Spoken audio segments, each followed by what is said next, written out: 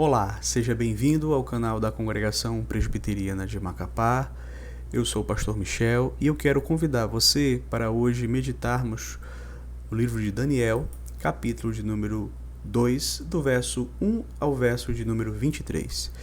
Eu vou pedir que você permaneça com a sua Bíblia aberta neste capítulo, pois na medida que nós estivermos explicando o texto, analisando o texto, vamos também ler o texto. Então, deixe a sua Bíblia aberta em Daniel capítulo 2. E eu começo a mensagem de hoje lembrando a você que no período em que a Bíblia estava sendo escrita, uma das formas que Deus utilizou para revelar a sua vontade ao homem foi através de sonhos. Vários servos de Deus receberam as revelações de Deus através de sonhos. Podemos mencionar Jacó. Jacó, em um determinado momento, ele sonhou e no seu sonho ele viu uma escada cujo topo ia até o céu e nela anjos subiam e desciam. E ali Deus então fala com ele que aquela terra onde ele estava deitado, Deus estava dando a ele e a sua descendência. Outro servo de Deus que também recebeu uma revelação através de um sonho foi José. José, em um determinado momento, sonhou que ele e os seus irmãos haviam saído para atar feixes no campo e os feixes dos seus irmãos se dobravam diante do feixe dele. Os irmãos de José não gostaram daquele sonho, ficaram furiosos, mas o fato é que era uma indicação de que José, no futuro, se tornaria governador do Egito e, por meio dele, Deus estaria preservando toda a sua família. Mas veja, não foram apenas servos de Deus no período bíblico que tiveram sonhos da parte de Deus.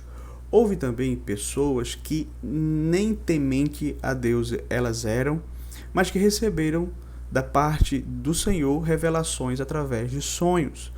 Podemos mencionar o faraó do Egito no período de José. O faraó ele teve um sonho e esse sonho foi da parte de Deus referente a algo que estava para acontecer no futuro. José então interpretou o sonho dizendo que eram 7 anos de fartura seguidos de 7 anos de escassez. E então ali o Egito pôde se preparar para aqueles anos mais difíceis. Hoje, no texto que nós vamos ler, nós vamos perceber que o rei Nabucodonosor também recebeu um sonho da parte de Deus e que este sonho o deixou profundamente perturbado, certo? Entretanto, quando o Senhor Deus revelava a sua vontade por meio de sonhos aos ímpios, além de trazer um conhecimento específico sobre algo que estava acontecendo ou que estava para acontecer, o propósito de Deus era justamente revelar os seus atributos através desses sonhos e demonstrar claramente que ele é o único Deus vivo e verdadeiro, certo? Então isso nós precisamos ter em mente. Por meio desses sonhos que Deus concedia aos ímpios, trazendo revelações, o propósito, vamos dizer assim, principal era mostrar que ele era o Deus verdadeiro, certo? E importante nós lembrarmos um pouco do contexto do livro de Daniel. Na semana passada nós começamos a ver o capítulo de número 1. Vimos ali que o rei Nabucodonosor ele invadiu Jerusalém, ele arrasou com a cidade, ele levou a maioria dos judeus cativos para a Babilônia e dentre esses cativos você viu que foram Daniel e seus amigos, Daniel, Ananias, Misael e Azarias. Vimos também que eles foram escolhidos por Nabucodonosor para terem as suas identidades mudadas, para se tornarem verdadeiros cidadãos ali da Babilônia. Contudo, aqueles jovens permaneceram resolutos em não se contaminar e não perderem a sua identidade como servos do Senhor. E Deus os abençoou grandemente, de uma forma extraordinária, lhes concedeu sabedoria, conhecimento, a Daniel, inclusive interpretação, o dom de interpretação de sonhos. Entretanto, queridos, Antes de nós analisarmos o texto de hoje, eu gostaria de trazer aqui algumas informações que podem nos ajudar a compreender melhor não apenas esse capítulo 2 de Daniel, como também todo o livro de Daniel, né? A primeira informação que eu gostaria de destacar é que Daniel, ele escreveu esse livro para dar esperança aos seus compatriotas israelitas que estavam junto com ele ali no exílio da Babilônia. Então, os destinatários de Daniel, aqui ao escrever o seu livro, foram justamente os seus compatriotas ali. E o propósito era de dar a eles esperança, de mostrar que Deus continuava soberano e cuidando do seu povo, certo? Segundo, outro ponto que é importante termos em mente: Deus, ele é o personagem principal aqui do livro de Daniel. Isso é importante ser dito, queridos, porque nós podemos, por exemplo, no capítulo de hoje, o capítulo 2, sermos levados a pensar que a tensão aqui é entre Daniel e os sábios da Babilônia. Mas na verdade não é. A tensão aqui é entre o Deus verdadeiro e os falsos deuses da Babilônia. E vai ficar claro aqui, vai ficar provado que o Deus de Daniel é o Deus verdadeiro, pois ele possui poder e sabedoria. Ele tanto é o Deus que conhece todas as coisas, que sabe de tudo, como também ele é o Deus todo-poderoso, cujo reino prevalecerá sobre todos os demais e permanecerá para sempre. Ok? Então, hoje eu quero destacar, primeiramente, esse aspecto da sabedoria de Deus. Vamos deixar o poder de Deus para o próximo domingo. E quero dar esse destaque primeiro ao atributo da sabedoria. E com base nisso, eu quero então convidar você para juntos meditarmos sobre o seguinte tema: Deus se revela demonstrando a sua sabedoria. Deus se revela demonstrando a sua sabedoria. E nós vamos ver isso em 2 pontos. O primeiro deles é que a falsa sabedoria do mundo é incapaz de compreender a revelação de Deus. E nós vamos ver isso aqui a partir do capítulo 2, versículo 1 até o verso 3, que nos diz assim: No 2º ano do reinado de Nabucodonosor, teve este um sonho. O seu espírito se perturbou e passou-se-lhe o sono. Então o rei mandou chamar os magos, os encantadores, os feiticeiros e os caldeus, para que declarassem ao rei quais lhe foram os sonhos. Eles vieram e se apresentaram diante do rei. Disse-lhes o rei: Tive um sonho, e para sabê-lo está perturbado o meu espírito. Veja, o rei da nação mais poderosa do mundo ali naquela época acorda assustado. Ele acabou de ter um pesadelo terrível. O seu espírito ficou perturbado ao ponto de ele perder o sono. E o pior, essa não era a primeira vez que ele tinha aquele sonho. Já tinha ocorrido antes. Provavelmente Nabucodonosor ele entendia, como os babilônios também entendiam, que aqueles sonhos talvez fossem os deuses tentando avisá-lo a respeito de alguma coisa que estava para ocorrer. Então, Nabucodonosor ele ficou perturbado, ele queria entender o que é que aqueles sonhos significavam. Será que ele, após 2 anos, de reinado, seria derrotado, seria destituído, perderia o reino? Será que existia um inimigo ali espreitando o momento certo, esperando o momento certo para atacá-lo, para matá-lo? Veja, o fato é que Nabucodonosor perdeu o sono, ficou perturbado. Ele tinha então que descobrir qual era o significado daquele sonho. E o que ele fez? Ele então mandou chamar os magos, os encantadores, os caldeus, ou seja, os sábios da Babilônia. Todos esses grupos que são mencionados aqui eram o que compunham, né, a elite dos sábios da Babilônia. E eles então comparecem perante o rei.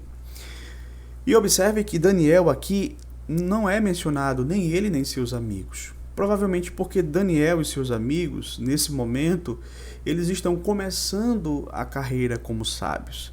E o rei então mandou chamar aqueles que eram mais gabaritados. O fato é, queridos, que o rei queria a interpretação do seu sonho de qualquer forma, a qualquer custo. Por isso que você vai ver aqui que ele fala com os sábios e os caldeus então vão se dirigir a ele no verso 4, dizendo o seguinte: os caldeus disseram ao rei em aramaico: ó rei, vive eternamente. Dize o sonho a seus servos e daremos a interpretação. Respondeu o rei e disse aos caldeus: uma coisa é certa, se não me fizerdes saber o sonho e a sua interpretação, sereis despedaçados e as vossas casas serão feitas monturo. Mas, se me declarardes o sonho e a sua interpretação, recebereis de mim dádivas, prêmios e grandes honras. Portanto, declarai-me o sonho e a sua interpretação. Observe que eles, os sábios, pediram a Nabucodonosor que lhes contasse o sonho, para que então eles pudessem interpretar. Mas o fato é que o rei se recusou a contar o sonho a eles e disse: olha, se vocês não me disserem qual foi o meu sonho e a interpretação dele, vocês serão completamente despedaçados. As casas de vocês serão destruídas. Mas se vocês atenderem ao meu pedido, vocês serão cobertos de dádivas, de presentes, de honras. Contudo, você vai perceber aqui a resposta que eles deram ao rei. Veja aqui o verso de número 7. A partir do verso 7, diz assim: responderam segunda vez e disseram: diga o rei o sonho a seus servos e lhe daremos a interpretação. Tornou o rei e disse: bem percebo que quereis ganhar tempo, porque vedes que o que eu disse está resolvido.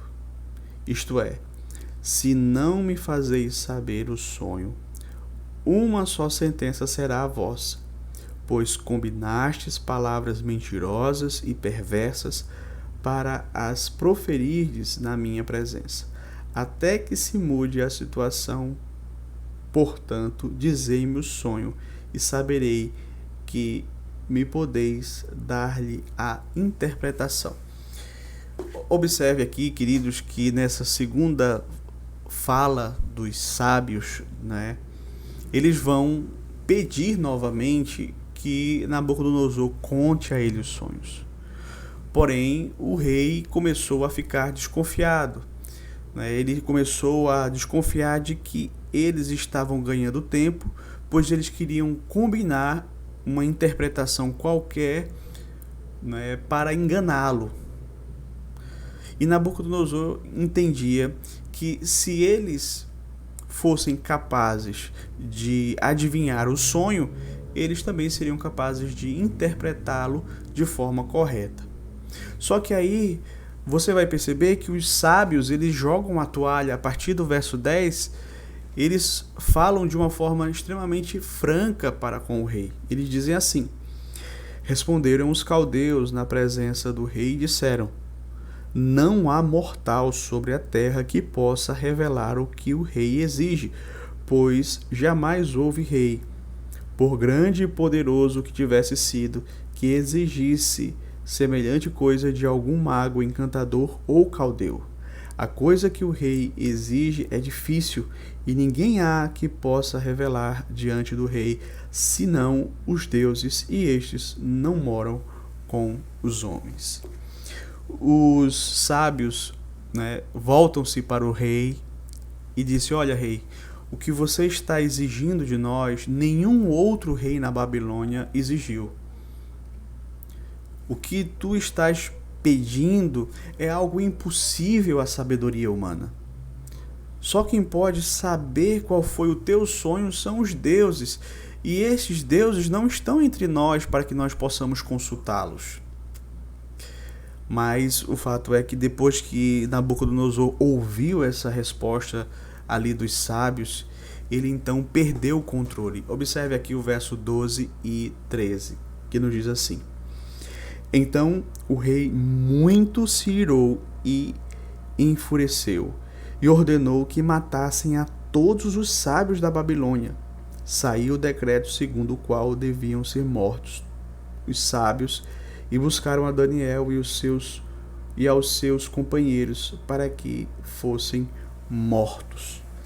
Observe que Nabucodonosor toma a decisão de matar todos os sábios por meio de um decreto. E embora Daniel e seus amigos não tivessem sido convocados à presença do rei, eles não estão livres deste decreto. Eles estão prestes a serem executados juntamente com os demais sábios ali da Babilônia. E aqui, queridos, eu gostaria de trazer uma aplicação para as nossas vidas. Quando nós lemos esse texto da palavra do Senhor, nós podemos perceber claramente como as pessoas incrédulas, elas são ignorantes quanto à revelação de Deus. Veja aqui o caso de Nabucodonosor. Ele que era o homem mais poderoso do mundo, ele teve o sonho, mas ele não conseguiu entender o significado do sonho. Ele não conseguiu compreender a mensagem que Deus estava dando a ele. Ele então chama os sábios, os adivinhos da Babilônia, a elite intelectual, ali da Babilônia, e eles também são completamente incapazes de dizer qual é o sonho e o seu significado. O homem, por mais instruído que seja, ele é completamente, queridos, ignorante quanto aos mistérios de Deus. Observe que essa verdade não diz respeito somente a Nabucodonosor e aos seus sábios naquela época. O homem, mesmo vivendo num mundo criado por Deus, mesmo assim, ele é ignorante quanto a Deus e quanto à sua revelação. E a maior de todas as revelações que Deus nos concedeu foi o Evangelho. E nós vamos perceber a palavra de Deus dizendo claramente que Satanás, o Deus desse século, cegou o entendimento dos incrédulos para que não lhes resplandecesse a luz do Evangelho.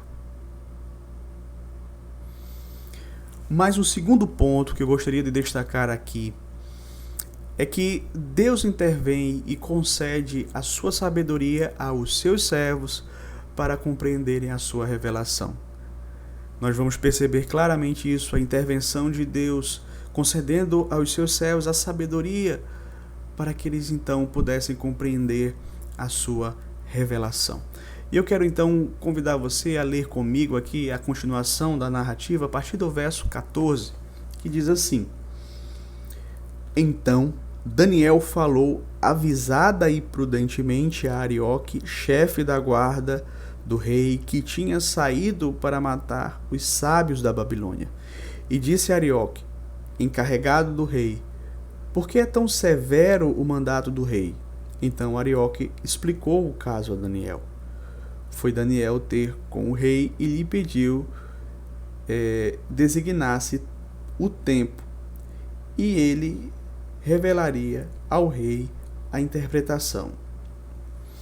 Veja que na continuação do relato, Arioque, depois de receber o decreto do rei, ele então busca Daniel, provavelmente para matá-lo. Daniel não sabia de nada que estava acontecendo ali, mas Arioque contou a ele. Daniel então vai até a presença do rei e faz algo que os sábios ainda não tinham feito. Ele pediu tempo ao rei para poder interpretar o sonho do rei, e o rei lhe concedeu. E por causa disso, a execução do decreto de morte já foi ali suspendida. E algo que chama a nossa atenção, queridos, neste relato, é a calma de Daniel. Observe que o texto diz que quando Arioque foi matá-lo, Daniel ele falou de forma avisada e prudentemente com Arioque. Veja, ele não entrou em pânico. Daniel ele não fica desesperado, mas ele mantém a calma. E essa calma, meu querido, minha querida, não possui nenhuma outra razão a não ser a confiança que Daniel tinha no Senhor Deus.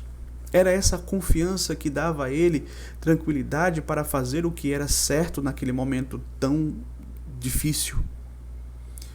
Então, depois que Daniel teve o seu pedido atendido pelo rei, o que ele vai fazer?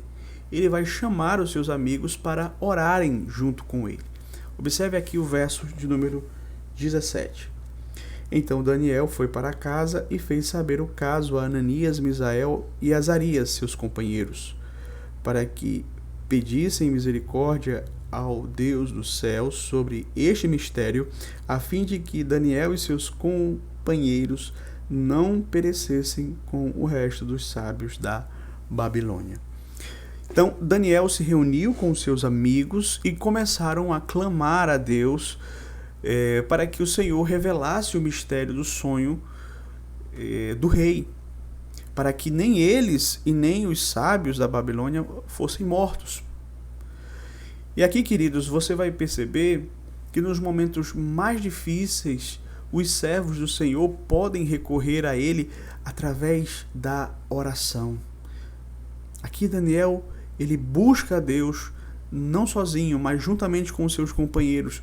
Ele clama ao Senhor naquele momento de grande aflição. E no verso 19 é dito então que Deus ouve a oração de Daniel. Observe, é dito assim: então foi revelado o mistério a Daniel numa visão de noite. Daniel bendisse o Deus do céu. Então Deus revela a Daniel o mistério. Observe que foi uma ação extraordinária da parte do Senhor. Sem essa intervenção de Deus, Daniel ele não seria capaz de compreender o mistério ali envolvido, a revelação ali envolvida. Porém, o Senhor deu a Daniel uma visão mostrando qual foi o sonho e a interpretação do sonho de Nabucodonosor. Daniel recebeu sabedoria da parte de Deus para compreender aquela revelação que Deus havia dado ao rei. E veja então que Daniel ele vai fazer uma oração aqui no verso 20. Ele diz assim: disse Daniel, seja bendito o nome de Deus de eternidade a eternidade, porque dele é a sabedoria e o poder. Daniel então ele ora, ele bendiz ao Senhor, ele agradece ao Senhor. Ele ora para que o nome de Deus, isto é, o próprio Deus, seja louvado de eternidade a eternidade, porque dele é a sabedoria, dele é o poder. Na sequência, Daniel então vai explicar a sabedoria e o poder de Deus. Ele começa aqui no verso 21, ilustrando o poder de Deus, quando ele diz assim: é ele quem muda o tempo e as estações, remove reis e estabelece reis. Observe, queridos, que somente Deus possui o poder de controlar os eventos futuros. O futuro não está nas mãos do Deus da Babilônia, dos deuses da Babilônia, né, a quem os adivinhos recorriam. Os deuses da Babilônia, eles não tinham poder nenhum. O Senhor é o único que tem poder. É Ele quem levanta reis, quem depõe reis. É Ele quem fixa os tempos, as estações. É Ele quem tem todo o poder e que controla a criação.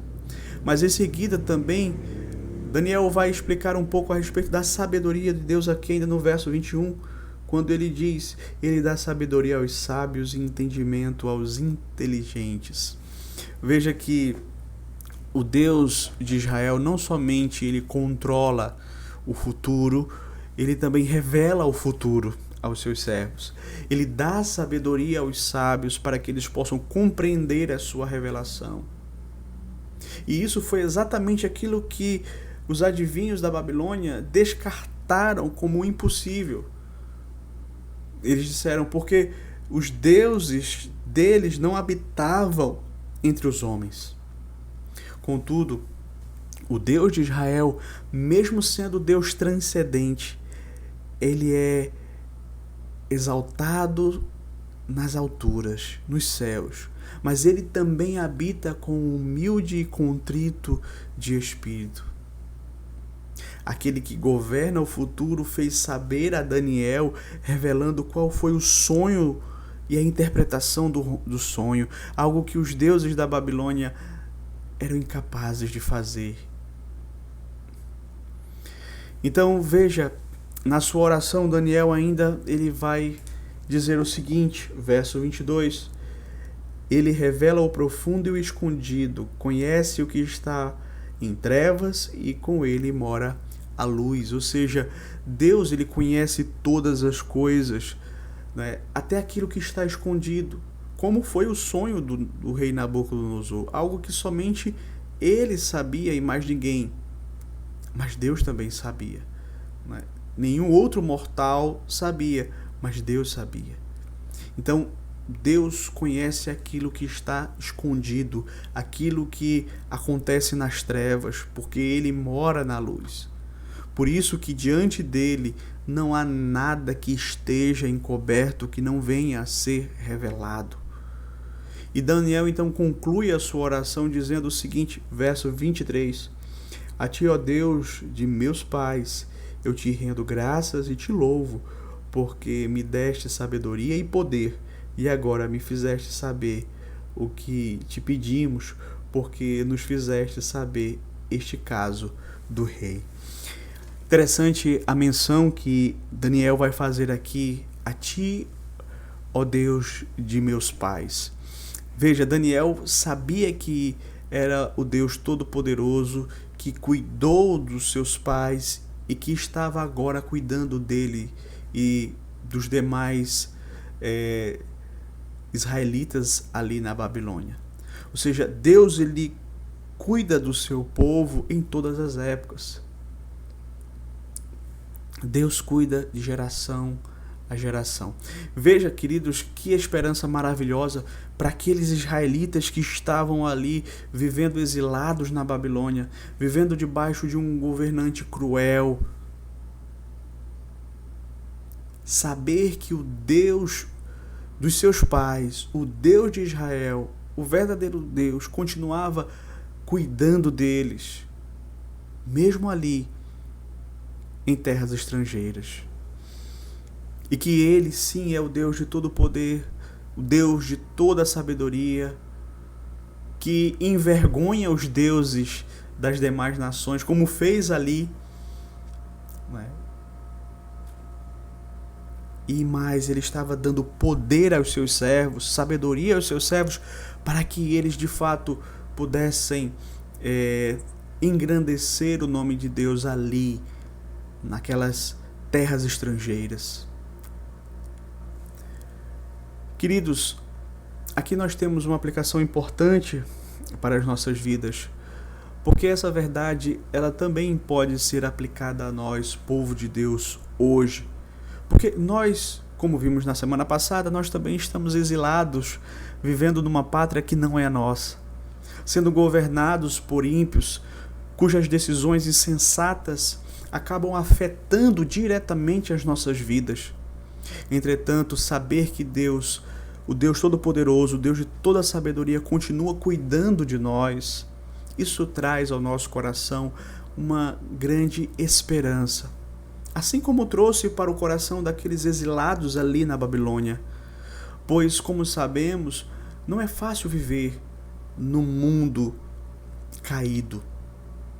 Muitas vezes, nós observamos aqui no nosso próprio país leis que proíbem aquilo que agrada a Deus, ao passo que apoiam aquilo que desagrada ao Senhor. E só quando nós olhamos para a palavra de Deus é que nós somos então encorajados, né, por sabermos que Ele está no controle e Ele está cuidando de nós. Eu gostaria então de trazer mais algumas aplicações aqui desse texto para as nossas vidas nesse momento. Primeiro, veja, quando para o mundo só resta o desespero, para nós, filhos de Deus, ainda resta o recurso da oração. Diante daquela situação tão desesperadora, Daniel chama os seus amigos para buscarem a Deus por meio da oração. Precisamos buscar a Deus na hora da angústia. E como é bom você poder contar com amigos que, juntamente com você, dobram os joelhos, clamam ao Senhor. Veja, há momentos em que nós vamos precisar orar sozinhos, mas também haverá momentos em que a oração em grupo ela é de extrema importância. Agora, um ponto interessante é que quando Daniel recebeu a revelação, ele não saiu correndo para contar ao rei. Mesmo tendo a sua vida por um fio, ele então toma tempo ainda para agradecer a Deus, né, pela resposta à sua oração. Muitas vezes nós oramos tão fervorosamente quando estamos no meio de uma grande aflição, mas quando aquela aflição passa, que nós somos livres pelo Senhor, nós falhamos ao retornar à presença de Deus para agradecer aquilo que Ele fez por nós. Mas uma outra aplicação que também é importante ser mencionada é que a sabedoria humana ela é insuficiente para guiar a nossa vida. Isso porque, queridos, a sabedoria humana ela já parte de pressupostos errados. Eles negam a existência de Deus, eles desconsideram as verdades da Escritura. Logo, a sabedoria humana ela é uma fraude. Nós não podemos basear a nossa vida por meio dela. Aqui é um ponto muito importante, queridos, porque quantas vezes nós temos o nosso viver moldado pela sabedoria deste mundo, não pela palavra de Deus, mas por aquilo que nós recebemos nas mensagens que nos são transmitidas através dos filmes, das músicas, dos amigos com quem nós andamos, e não pela sabedoria de Deus. Mas esse texto nos ensina que as pessoas sem Deus elas são ignorantes quanto à vontade de Deus para as suas vidas e para a nossa vida. Logo, nós precisamos de uma sabedoria que seja superior à sabedoria que vem de Deus. Uma outra aplicação também importante é que nós necessitamos da sabedoria de Deus para compreendermos a sua revelação e vivermos de acordo com ela. Necessitamos da sabedoria divina para compreender a revelação de Deus. E não me refiro a um dom especial para interpretarmos sonhos, coisa que hoje não é mais necessária, pois a revelação já está completa. A Escritura é a revelação suficiente de Deus para a nossa vida. Mas nós também precisamos da sabedoria que vem de Deus para compreender a sua palavra e viver aqui neste mundo de acordo com esta palavra. Ainda que o viver sábio seja um viver que não seja o mais popular, que não esteja de acordo com os padrões deste mundo, que não seja aceito pela sabedoria deste mundo, mas este viver pautado na palavra de Deus é o viver verdadeiramente sábio. E se você sente que carece da sabedoria de Deus, lembre-se da promessa que o Senhor fez a nós lá no livro de Tiago, quando diz assim: se porém algum de vós necessita de sabedoria, peça a Deus que a todos dá liberalmente e nada lhes impropera e ser-lhe-á concedida. Então, carece de sabedoria? Peça a Deus. Uma outra aplicação que esse texto nos ensina, e eu gostaria de terminar com esta aplicação, é que o Senhor intervém para salvar o seu povo. Veja, se não fosse o Senhor, Daniel e seus companheiros seriam mortos juntamente com os sábios da Babilônia. Mas foi a intervenção de Deus que os salvou. Entretanto, maior que esta intervenção realizada por Deus ali para salvá-los na Babilônia, maior do que esta foi a intervenção que Deus realizou enviando o seu Filho para morrer na cruz do Calvário, para nos livrar de um decreto incontáveis vezes pior do que o decreto de Nabucodonosor, porque nós tínhamos sobre nós um decreto de morte eterna. Talvez você que ouviu essa mensagem tenha feito a seguinte pergunta: será que o Deus de Daniel seria capaz de intervir na minha vida? Será que ele se importa comigo a ponto de mudar a minha história? Aí eu quero então convidar você para olhar para a cruz. Se ele não foi capaz de poupar o seu próprio filho para salvar pecadores, certamente ele não vai medir esforços para mudar a tua vida. Basta que você se arrependa dos seus pecados e creia de todo o coração que ele é o Deus verdadeiro, que enviou o seu Filho ao mundo para te salvar, morrendo na cruz do Calvário. Que Deus nos abençoe. Amém.